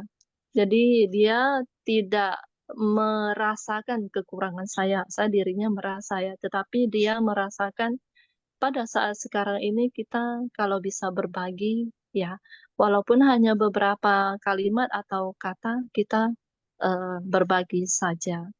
Jadi membuat saya jadi semangat ya, memang jadi semangat. Tapi dalam beberapa ini memang kurang ya, karena saya nggak bisa itu ya, nggak bisa cukup, nggak. Jadi merasa eh, apa kurang ya, kurang begitu mau gitu ya. Jadi masih masih masih kurang bisa istirahat ya, nggak mau istirahat dia tubuhnya ya. Jadi merasa masih kurang kurang enak badan. Jadi merasa nanti ada suatu yang penyampaian yang kurang kurang baik atau kurang menyenangkan atau kurang apa ya. Jadi ya sharing dengan apa adanya ya. Jadi memang ucapan-ucapan ini memang sangat melatih dalam seorang pembinaan diri ya. Jadi demikian saja ya sharing saya HKN ya, semua sesong suci. Kangen Cilinda, semoga sehat kembali ya. Mungkin kita dengan Susyong Husen. Husen Susyong, ada di tempat? Kangen? Oh iya, Tante. Nggak usah hal. Susyong, Ya, Kangen? ya, Suaranya ya. nggak keluar Susyong. Udah dapat suaranya kedengeran yang Agak Sici? kecil ya, mungkin agak dekat Agak kali ya. kecil ya, agak dekat ya. Mm-mm. Eh, Selamat pagi, salam sehat selalu, berkah kebaikan adanya. Eh, udah kedengeran, Cici? Udah, Eh, Kangen? oh udah ya, kangen ya. Ini saya bersyukur banget ya. Di sini saya hanya melihat judulnya anak pembangkang. Jadi saya ingat saya kan pernah jadi seorang anak juga ya. Sekarang jadi orang tua. Tapi memang punya anak pembangkang itu yang saya rasakan dulu. Saya juga pernah membangkang ya, menjadi anak ya. Saudara saya juga pernah merasakan jadi pembangkang. Tapi ya itulah, eh, dengan ada jalinan jodoh baik ya waktu di sekolah. Kadang-kadang kita suka dikasih nasihat ya, dharma ya. Kan dharma ada di mana-mana ya. Setiap agama ada dharma ya. Disuruh jangan, misalnya contoh, jangan bermain judi, tidak boleh membunuh, nggak boleh benci, nggak boleh iri hati, nggak boleh sombong. Tapi ya itu tadi, orang tua di sini menentukan ya. Papa saya itu sama mama saya karena mungkin mereka kehidupannya dulu agak sulit ya. Kalau yang sekarang papa saya suka ngomong, anak kamu sekarang homia-homia gitu loh. Kalau orang dulu kan sekolah juga sendiri. Terus kalau misalnya pergi malam-malam ditakut-takutin. Maksudnya awas ya kalau pergi malam-malam nanti kamu di ini apalah hantulah tak apa gitu ya. Terus kalau ngedidik juga kadang-kadang orang tua dulu kalau ada yang membangkang dihajar gitu kan. Ya, pakai kekerasan. Makanya ada orang yang dari kekerasan itu punya rasa takut ya. Jadi akhirnya anak itu bisa jadi benar gitu loh. Tapi ada juga orang membangkang, dia nggak mau dengar. Begitu dia miskin, dia susah hidupnya, akhirnya dia nyesel. Nah, cuman ya itu tadi, begitu begitu ada anak nih, misalnya dia ngebangkang, kamu masih muda, belum cari duit, ya kan? Kamu jangan kawin, gitu kan? Jangan dulu begini, udah gitu beda agama, nanti ini. Wah, anaknya ngebangkang nih. Jadi tiba-tiba mamanya bilang, kalau lu pergi dari sini, gua nggak setuju, lu kawin sama dia, gitu kan? Tiba-tiba anaknya karena membangkang dia pergi. Nah setelah pergi, anaknya lupa tuh, dia pikir kan selama ini kehidupannya kan dipenuhin terus kan. Begitu dia nikah, pelurunya di, nggak dikasih, ya. Nah, terus tiba-tiba dia jalanin kehidupan. Akhirnya tahu nggak, begitu ekonominya susah, ya kan, baru dia sadar. Ekonomi susah ditinggal sama istri, ya kan. Akhirnya anaknya tuh berdua. Nah, akhirnya dia tobat nih. Begitu dia tobat, dia balik ke mamanya nggak mau terima. Gitu loh. Nah, jadi anaknya sedih. Nah, akhirnya dari kesedihan itu eh, ada yang ajarin termotivasi. Udah, kamu eh, tekatin. Jadi ambil yang segi positifnya, eh, apa? Ambil buang yang segi buruknya. Akhirnya dia bertekad. Nah, sekarang dia lagi jalanin kehidupan dia nih supaya lebih baik. Tapi saya bilang jangan menaruh dendam sama orang tua gitu loh. Dan orang tuanya juga harus dikasih pengertian bahwa tidak boleh membenci sampai segitunya gitu loh. Jadi sampai sekarang mereka lagi berproses. Cuman kalau saya iniin ke kehidupan saya ya, saya pikir saya juga dulu ngebangkang tuh. Kadang-kadang suka boros, kadang-kadang keluar malam gitu kan. Tapi dengan orang tua yang penuh, karena saya beruntung ya ada orang tua yang walaupun dia marah tapi dia tetap doa tuh tiap pagi, khususnya mama ya, sadarkanlah anak saya begini-begini. Padahal hati dia penuh kerisauan ya. Papa saya juga sama tuh, padahal dia pukul saya juga sampai saya kabur gitu ya. Akhirnya di situ saya baru tersadarkan tuh. Makanya begitu saya sekarang jadi orang tua,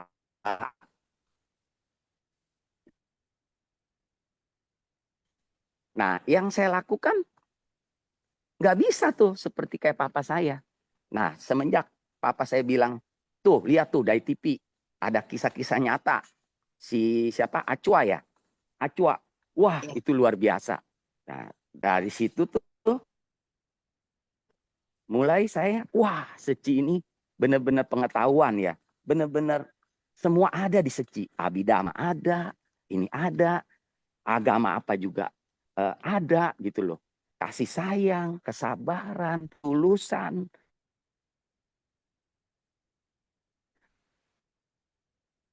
rasa syukur.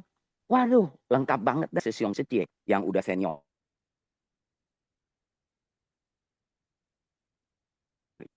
Ya, maksudnya istilahnya Suaranya hilang, Sisyong.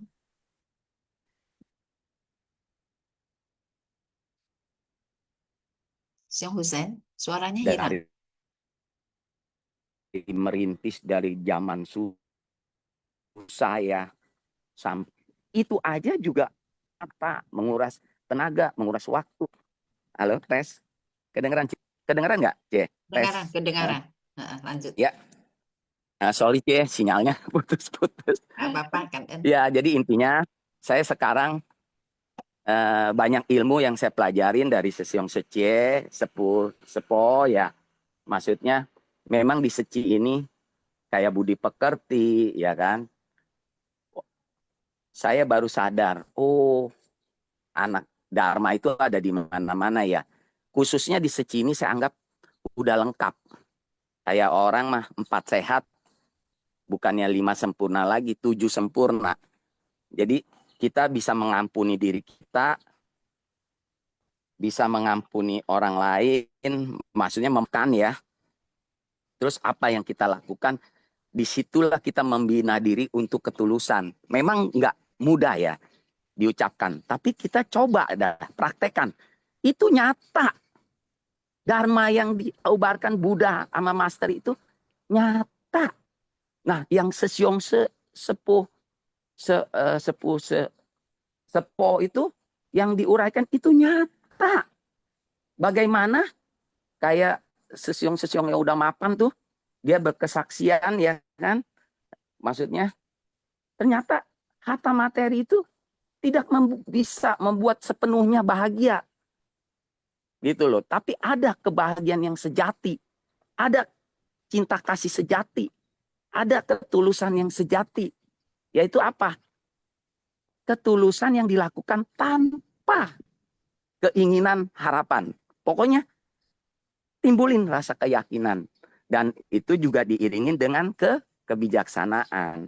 Jadi di sini saya juga lagi mau yang paling berat itu ya, sebenarnya kalau untuk pribadi saya paling berat itu membimbing yang di dalam. Misalnya contoh, orang tua kita kalau dia masih pemahamannya kurang jelas, kerisauan, bikin dia orang tua tuh tenang. Bagaimana supaya bikin orang tua tenang? Ya kita harus bisa luangin waktu buat orang tua kita. Karena orang tua butuh ketenangan. Butuh jangan ada kasih pikiran negatif. Jangan kasih kecemasan. Nah, itulah wujud bakti kita kalau mau kepada orang tua ya. Satu. Yang kedua, orang tua juga jangan terlalu melekat sama anak. Jangan terlalu manjain anak. Jangan terlalu risauin anak yang berlebihan. Kadang-kadang orang tua kita, saking sayangnya kadang-kadang suka dia nggak sadar bahwa kecemasan itu membuat anak itu nggak nyaman. Membuat anak, dia masih menganggap anak itu nggak boleh disusahin, nggak boleh direpotin, salah besar. Justru anak itu kalau membangkang, kita minimal harus sabar. Sabar dalam arti gini, tuh anak sekarang makin dibangkang. Ya, saya ngerasain sini, anak saya contoh nih, dia udah kuliah di BINUS. Dia waktu COVID kan semua pada pakai komputer ya. Waduh, itu kalau kena game, waduh nggak kira-kira. Itu main bisa 4 jam, 5 jam. Tapi ya itu kayak dulu orang tua saya juga sama. Sabar, sabar gitu kan, sabar. Kadang ada marah juga. Tapi nanti dia ingat seminggu, sebulan lagi lupa. Nah, itulah kewajiban orang tua. Sabar terus kasih tahu pengertian yang benar. Dan kita juga harus jujur. Sebagai orang tua nggak boleh bohong. Harus jujur. Karena kejujuran itu akan membuahkan kebaikan. Memang pahit di depan. Nanti manis di belakang gitu loh. Nah terus. Sampai sekarang pun saya masih terus bimbingin. Nanti dia ingat sebulan. Nanti ingat lagi seminggu. Kurang dari 5 jam kurang lagi. Nah nanti dia mulai tuh. Agak ada keluhan mata, ada keluhan apa. Sampai sekarang juga dia pergi tuh, pergi dia sama ke tempat mamanya gitu. Jadi dia pergi di sana, ya udah, saya pelan-pelan. Tadinya nggak rela ya, namanya orang tua ya. Tapi pada akhirnya saya relain pelan-pelan. Tapi di samping itu, nah orang tua jangan sungkan tuh, tetap ingetin dia gitu. Jadi di sini kalau kita kebetulan punya anak pembangkang, ya itulah kita harus tetap jangan putus asa untuk selalu mengingatkan dan jangan terlalu berlebihan khawatirnya. Dan juga jangan terlalu, karena kekhawatiran itu mendatangkan pengertian yang nggak benar. Tapi kalau kita semakin pengertian dalam arti kesabaran, tulusan, tekad yang kuat, ya berdoain, itu akan membuahkan satu kebijaksanaan nanti tumbuh dengan sendirinya. Itu aja sih.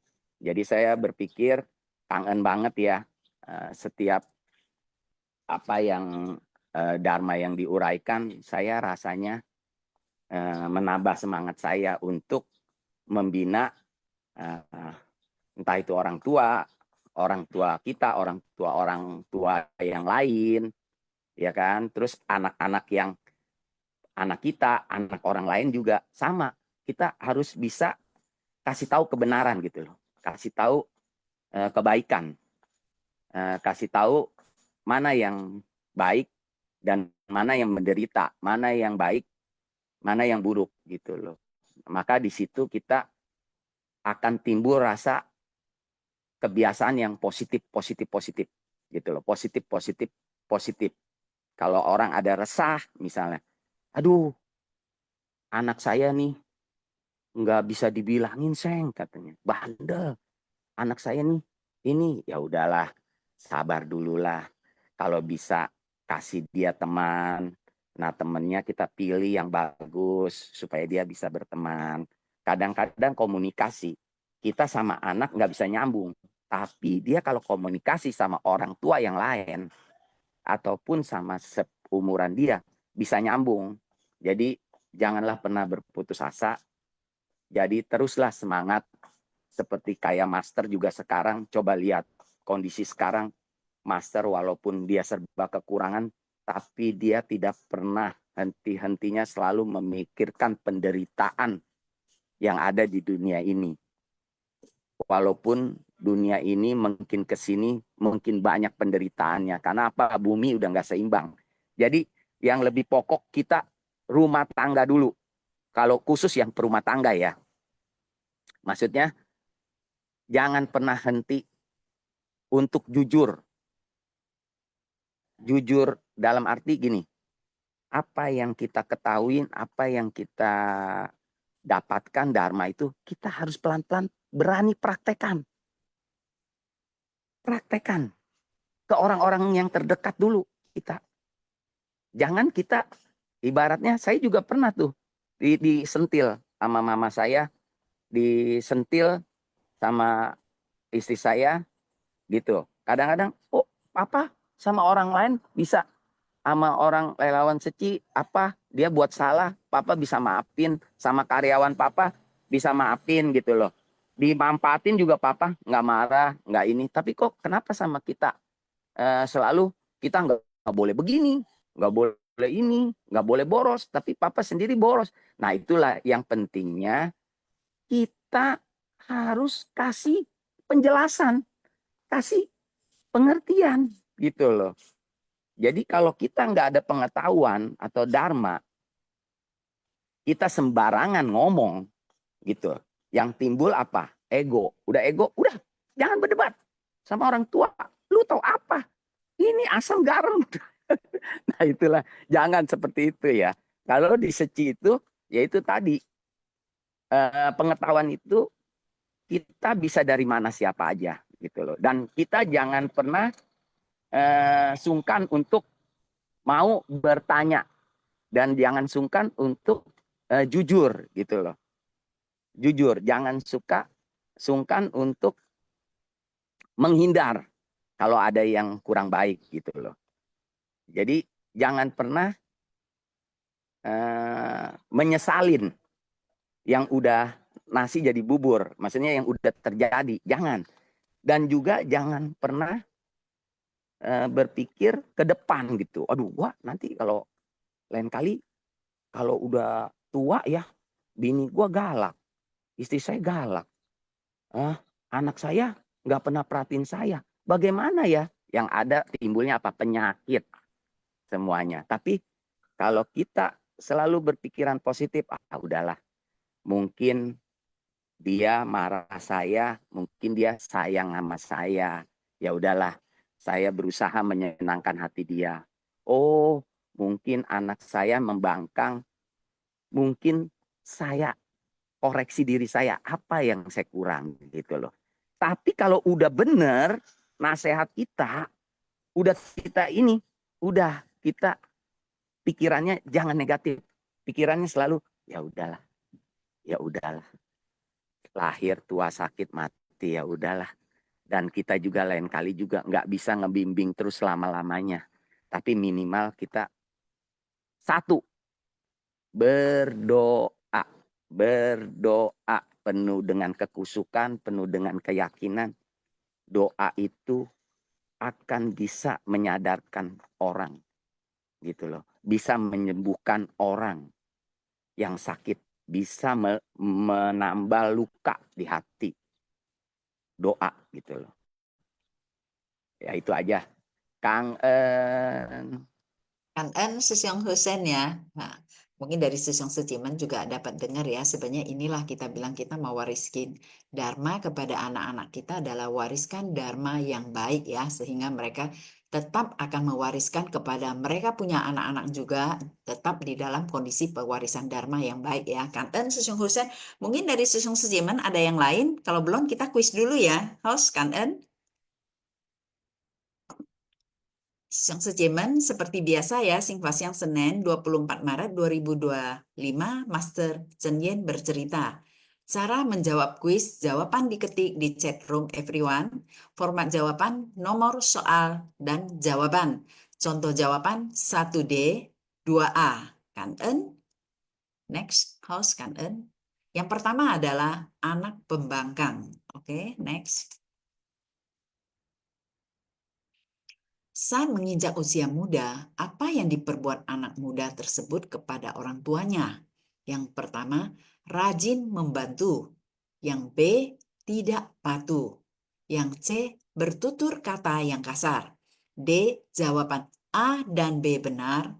E, jawaban B dan C yang benar. Silakan dijawab.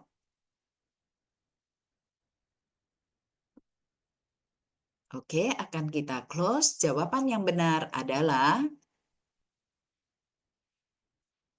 yang E, jawaban B dan C yang benar ya, adalah tidak patuh dan juga bertutur kata yang kasar. Oke, next, Kan En. Host. Untuk yang kedua, siapa yang dicari oleh anak tersebut? Kenapa langsung jawaban ya? Oke, yang kedua kita sudah dapat jawabannya ya. Kita yang kedua ini dulu. Siapa yang dicari oleh anak tersebut? A, pamannya. B, ayahnya. C, Buddha. D, kakeknya. E, ibunya. Ini pasti semuanya benar ya. Oke, kita akan close session sejiman. Jawaban yang benar adalah yang dicari Sang Buddha ya. Kan En. Oke, host. Yang ketiga, apa yang dikatakan Buddha kepada anak muda tersebut? A, lengah adalah noda perbuatan. B, tidak melantunkan ajaran adalah noda ucapan. C, kikir adalah noda dana. D, tidak agung adalah noda rupa. E, semua jawaban adalah benar. Oke, akan kita close. Jawaban yang benar adalah semuanya benar ya, Sesyong Sejimen ya. Kan En, yang E. Oke, host, yang keempat. Jalinan jodoh Cankala. Di manakah Buddha berkunjung? A, Udayana. B, Jetavana. C, Kota Gaib. D, Taman Rusa. E, Gunung Najar. Oke, akan kita close. Jawaban yang benar adalah Udayana ya, A ya, Sesyong Sejemen, Kangen. Yang kelima, siapa yang diutus Buddha untuk menjemput Cankala? A. Purna, B. Dewadatta, C. Kasyapa, D. Ananda, E. Sunhuti. Oke, akan kita close. Jawaban yang benar adalah D. Ananda ya, Sesyong Sejemen ya, Kangen. Kita lanjut. Yang keenam, pada masa Buddha, manakah Cankala adalah ibu Buddha? A. Buddha Vipasin, B. Buddha Maitreya, C. Buddha Kasyapa, D. Buddha Dipankara, dan E. Buddha Ratanagraba. Oke, akan kita close. Jawaban yang benar adalah C ya, Buddha Kasyapa. Kangen, Sesyong Sejemen semuanya. Mungkin ada yang mau sharing, bisa sharing dulu. Nanti baru kita lihat pemenangnya siapa ya. Silakan, ada Sesyong Sejemen? Selamat pagi, Sesyong Selamat Seje. pagi, Secerita. Silahkan. Kalau anak pembangkang ya, Seje, saya mau luruskan sedikit nih. Bukan, terkadang kita orang tua sudah memberi contoh yang baik gitu ya. Segala yang baik, karena kan kita kan, anak-anak kan kalau udah besar nih, mereka punya lingkungan sendiri. Terkadang mereka lingkungan juga berpengaruh nih. Contoh teman-teman sekolahnya atau tempat dia bermain gitu kan. Nah, satu lagi teman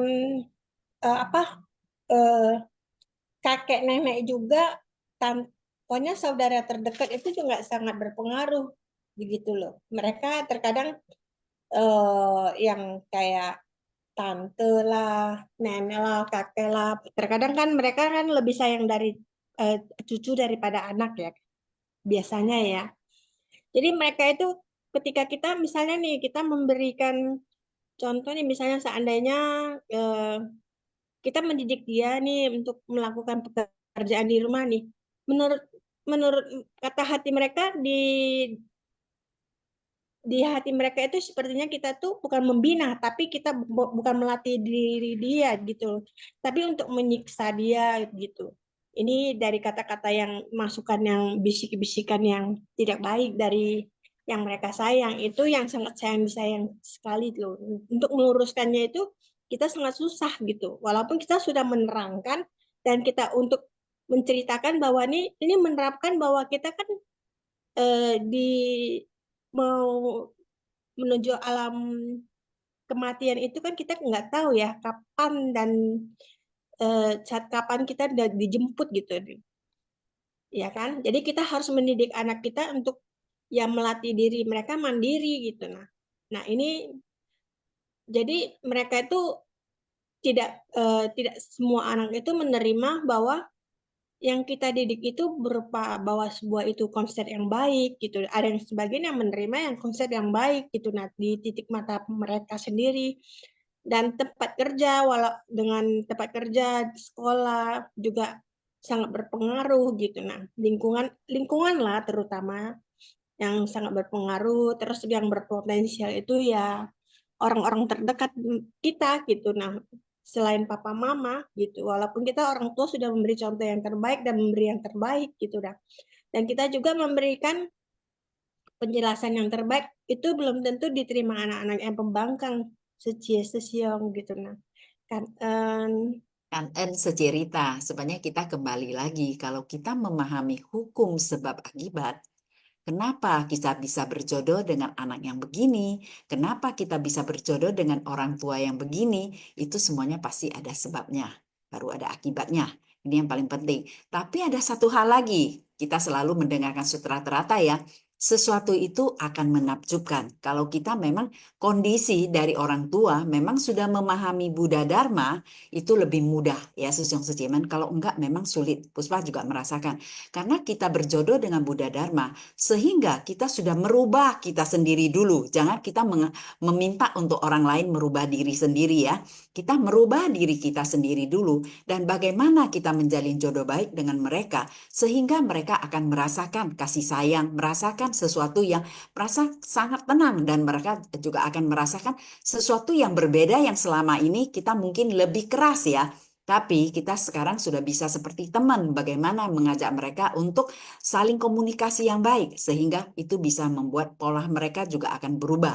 Tapi kalau enggak memang sulit, apalagi kalau kita keluarga yang keras ya, suami istri keras ya, orang tua kita papa mama juga keras ya, itu untuk merubah anak di dalam itu memang sulit, karena kita tahu kenapa kita bisa terlahir dalam satu keluarga yang sama-sama modelnya ya. Itu bukan suatu kebetulan, Sesyong Sejemen, karena itulah pembentukan karma kita yang akhirnya akan terbentuk dalam kondisi satu keluarga bersama. Jadi bukan suatu kebetulan. Kadang-kadang kita merasa itu ada suatu kebetulan, enggak juga. Tapi ada juga hal yang bisa kita dapat lihat ya, sesuatu yang sangat kita bilang menakjubkan, memiliki orang tua yang begitu welas asih dan cinta kasih. Kenapa dia bisa mendapatkan anak yang begitu arogan? Ini juga sesuatu yang kita bisa merasakan ya, bahwa inilah pelatihan-pelatihan diri kita juga ya. Ini juga ada hukum sebab akibat. Jadi bukan sesuatu yang kita bilang kebetulan. Jadi juga kita bisa melihat para bodhisatwa bagaimana untuk membimbing kondisi-kondisi yang penuh dengan arogan. Kita lihat kembali ke kita sendiri masing-masing ya.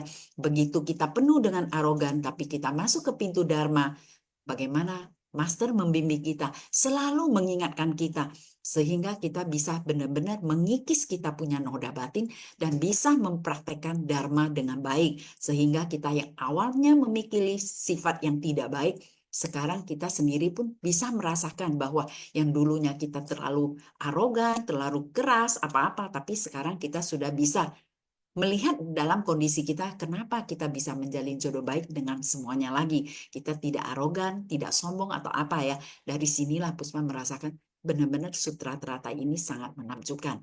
Tapi dapat kita sendiri rasakan juga ya. Jadi Sesyong Sejemen yang mungkin baru-baru ini dengar Singhuasiang atau cerita Master ini, kita harus benar-benar pahami, kita renungkan, dan harus kita praktekkan di dalam kehidupan kita sehari-hari. Inilah yang akhirnya akan kita dapat sebenarnya. Inilah Master bimbing kita supaya kita mengikis semua noda batin kita, sehingga batin kita akan menjadi sangat jernih dan tenang, sehingga pintu hati kita atau pintu batin kita terbuka sangat lebar, luas, dimanapun orang lalu lalang kita tidak merasakan ternoda ya, tidak mudah juga kita tersenggol ya. Mungkin awal kita mudah tersenggol, asal sedikit aja kita udah penuh dengan tidak kebahagiaan, mungkin juga akhirnya mundur. Sangat disayangkan sekali kalau menurut Puspa. Karena perjalanan menjadi seorang bodhisatwa memang tidak mudah, Sesyong Sejemen, karena Puspa juga dari awal ya. Jadi kita lihat sesama saudara sedharma, sebenarnya kita sama-sama lagi belajar. Hal yang baik dapat kita pelajari, hal yang tidak baik jangan kita ikutin. Ini aja poinnya. Jadi kita bagaimana selalu berpikiran yang baik, berucap yang baik, dan juga berbuat yang baik. Hal yang tidak baik di dalam kondisi kita semua sama-sama ada sisi yang positif dan negatif. Tidak mungkin semuanya memiliki sisi yang positif. Jadi kita ada negatif dan positif, tapi bagaimana kita untuk mengikis hal-hal yang negatif ini sehingga menjadi positif. Inilah yang paling kita merasa sangat penting ya. Nanti ada Sesyong, kita punya Sesyong Hoklai lagi. Silakan Sesyong Hoklai sebentar ya, saya umumin dulu ya. Yang untuk pemenang hari ini kuis adalah pertama, yang untuk anak pembangkang adalah Ani Lijaya Seje Medan, 2 Silvi Jong Seje Pusat, 3 Netili Seje Tebing Tinggi. Untuk jalinan jodoh Cangkala adalah 4 Marintan Seje Medan, 5 Mary Seje Tebing Tinggi, 6 Lucy Huta Galung Seje Medan. Oke, kita kasih Sesyong Hoklai dulu ya, nanti Sesyong Sejemen yang sudah menang juga ya, usaha ini sharing. Kan En, silakan Sesyong Hoklai, Kan En. Ya, Kan En ya. Jadi langsung aja, saya nggak seji nggak sungkan-sungkan ini ya. Iya Jadi dong, memang Sesyong, Kan En. tadi bukan cerita ya, pertanyaan dari Sece apa tadi, lupa saya. Rita ya, bukan Ita, Rita ya.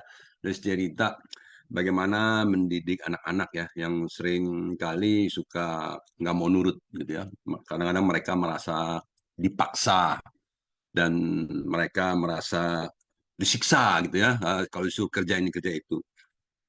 Memang Master juga mengatakan bahwa Kalau mau mengajar, mengajar, membimbing, itu bukan hanya dengan kata-kata, tetapi juga dengan tindakan. Jadi kalau kita orang tua mau supaya anak kita mau nyapu, ngepel, awal-awalnya tentu kita harus mengajak mereka nyapu bersama, ngepel bersama. Nggak bisa cuma merintah aja, kamu ngepel ya, kamu beresin tempat tidur kamu. Mama nonton Korea dulu. Ya, ya nggak bisa. Pasti anak-anak itu bilang, saya disiksa, mama enak-enak aja nonton. Mama mau pergi ke mall dulu ini sama temen ya. Kamu semua beres-beres rumah, cuci piring yang tadi bekas makan semua, cuci.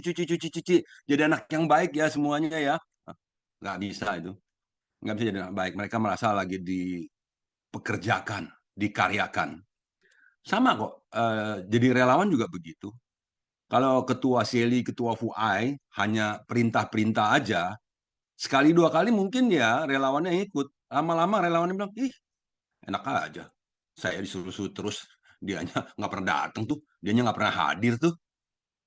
Kamu harus training ya, semuanya ikut training. Oh, supaya mendengarkan filosofi Ceci, supaya lebih paham, lebih ini. Ketua-ketuanya nggak datang. Sekali, dua kali, lama-lama jadi contoh. Nanti mereka juga nggak mau datang. Dan saya sudah perhatikan ya, kalau training-training itu, terutama mau training komite aja juga, komite yang daftar tuh sedikit. Kenapa demikian? Karena mungkin contoh-contohnya sudah banyak gitu ya, bahwa komite itu sepertinya ya, walaupun orang bilang, enggak lah, bukannya ada lulus loh, komite baru mulai, betul, baru mulai. Tetapi kalau saya melihat di training-training itu, seringkali komite itu sangat sedikit yang muncul. Ya, kalau kita mau cari mentor yang komite pun seringkali juga kesulitan. Ini kenyataan. Ini kenyataan ya, bukannya apa. Jadi artinya kita mesti betul-betul yang sekarang ini para senior yang sudah menjadi senior-senior harus memberi contoh kepada para juniornya agar regenerasinya nanti junior-junior itu betul-betul bisa memiliki keinginan dan niat sendiri, bukan karena terpaksa, bukan karena dipaksa, bukan karena mengejar sesuatu dan lain-lain, tapi memang karena berniat ingin menambah pemahaman, ingin menambah pengetahuan yang bisa nantinya dipraktekkan di dalam keseharian. Dan ini tentunya adalah sebuah perjalanan panjang, bukan sebentar. Ya, jadi memberikan sebuah contoh, memberikan anjuran, memberikan nasihat. Kalau kita tidak membuat contoh, ya orang pasti bilang omdo aja lah, itu teori terus ya. Karena teori dan praktek seringkali itu belum tentu sama. Karena teori yang diberitakan, yang disampaikan, belum tentu si penyampai teori itu juga mampu melakukan apa yang dia sampaikan. Banyak ada motivator-motivator yang menyampaikan hal-hal yang baik, yang bisa harus sabar, harus begini, harus begitu. Tahu-tahu dia ribut masalah ya dengan anak, dengan istri, akhirnya berantakan, akhirnya namanya sebagai motivator besar pun runtuh. Ya, ada pendeta ya ngomongnya baik-baik, tahu dia menggunakan uang begini-gini, akhirnya nama pendetanya runtuh. Artinya banyak orang bisa melalui buku-buku, melalui pendengaran dari teks-teks dari video-video YouTube semua bisa mendapatkan pengetahuan. Dan kalau itu dibagikan begitu saja itu sekedar teori. Master bilang memberi contoh itu harus dengan teladan. Maka itu para bodhisatwa dianjurkan untuk wensisyu, mengetahui, memahami, merenungkan, dan mempraktekkan. Setelah mempraktekkan, kita bisa mempraktekkan, kita baru bisa menjadi suri tauladan. Kalau tidak bisa praktek, nggak bisa jadi tauladan. Bagaimana praktek kesabaran? Nah, praktek sabar sampai tidak merasa sedang bersabar. Wah, itu prakteknya pasti susah. Kalau ngomongnya gampang. Ngomongnya gampang ya. Membagikan cinta kasih tanpa penyesalan. Ngomongnya gampang. Tetapi prakteknya ya susah. Ya, prakteknya nggak gampang. Nah, ini yang praktek-praktek inilah yang harus terus dilakukan dan kemudian setelah berhasil mempraktekannya, kita harus membagikannya. Membagikannya, memperlihatkannya, mencontohkannya. Ketika kita berada di sebuah kegiatan lain-lain, ada kegiatan yang yang kira-kira ada api yang akan membakar, jangan kita ikut menjadi minyaknya, tetapi kita menjadi pemadamnya. Dan menjadi pemadam pun bukan jadi pemadam yang dengan kekerasan, dengan power, tetapi dengan kelembutan-kelembutan, filosofi ceci, ala ceci, ya, seperti apa yang dikatakan oleh Master. Jadi kita selalu siap sanci ya paudung dulu, sanci ya paudung dulu, baru kemudian kita membahas masalah, bukan membahas orangnya. Tuise, putuizen, terhadap masalah bukan terhadap orang.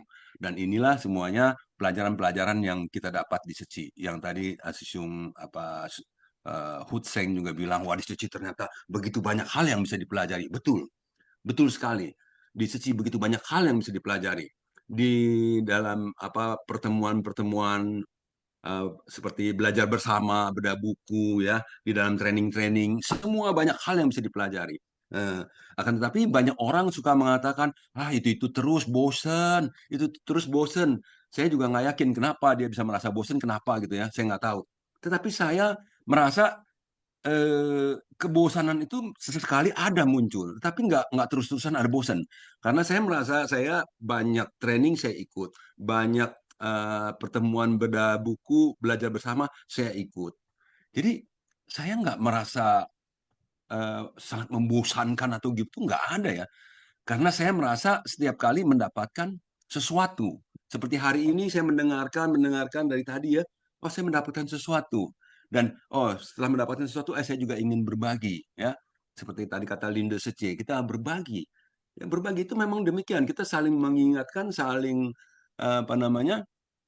memberi support, memberi dorongan agar kita selalu mau berbagi. Jadi pertanyaan daripada Ita Seci tadi sangat baik sekali. Ini sebuah pertanyaan yang memang terjadi di keseharian kita. Sebab itulah dengan banyak mengetahui permasalahan kita akan mendapatkan banyak pemahaman dari berbagai sudut ya. Dan tentunya apa yang saya sampaikan bukan hal yang paling mutlak, tentunya bisa dilihat dari berbagai sisi lagi. Ini hanya dilihat dari satu sisi ya. Karena sebuah peristiwa terjadi itu tentu banyak sebab ya, masih dilihat lagi anaknya bagaimana, ininya gimana, di sekolahnya bagaimana, tentunya banyak ya. Tetapi yang inti satu adalah setiap anak pasti harus diberi contoh. Contoh itu adalah dengan perbuatan, bukan hanya kata-kata. Terima kasih kanan semuanya. Dan Sisyonghok lah ya, benar ya, Sisyong Sejimen ya. Jadi kita juga sebagai orang tua adalah teladan untuk anak. Kalau kita orang tua aja semuanya arogan, bagaimana dengan anak kita? Double arogannya ya. Jadi di sini kita sangat kangen kepada Sang Jen ya, selalu membimbing kita ke jalan kebenaran. Mungkin dari yang pemenang ada yang mau sharing, silakan Sisyong Sejimen. Bagaimana dengan Aini Lijaya Secie? Sylvia Jong Secie? Ada? Oke. Netili Secie, bagaimana? Oke, cảm ơn. Netili Secie, bisa? Marintan Secie? Mary Secie? Tebing tinggi?